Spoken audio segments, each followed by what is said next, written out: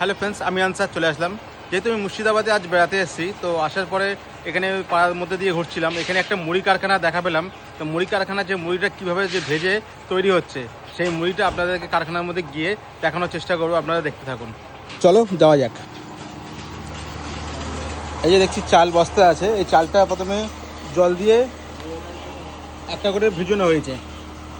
জলটা যেহেতু দিয়ে ভিজানো হয়েছে, চালটা ভিজানোর পরে চালটা এখানে দেওয়া হয়েছে।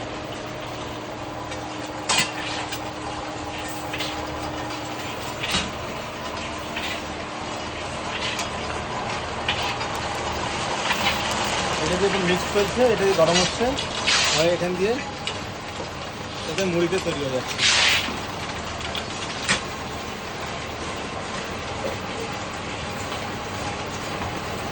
আমার তো দেখে সত্যি খুবই ভালো লাগলো মুড়ি কারখানায় এসে। যেহেতু আমি আগে কোনোদিন মুড়ি কারখানায় এরকম ভিডিও নিই রে, তাই যেহেতু পাশ থেকে যাচ্ছিলাম তো দেখা পেলাম মুড়ি কারখানাটা। ভিডিও দেখে আমার ভালো লেগেছে। আপনাদের কেমন লাগছে অবশ্যই কমেন্ট সেকশনে জানাবেন, তাহলে এরকম ভিডিও আরও তুলে ধরার চেষ্টা করবেন।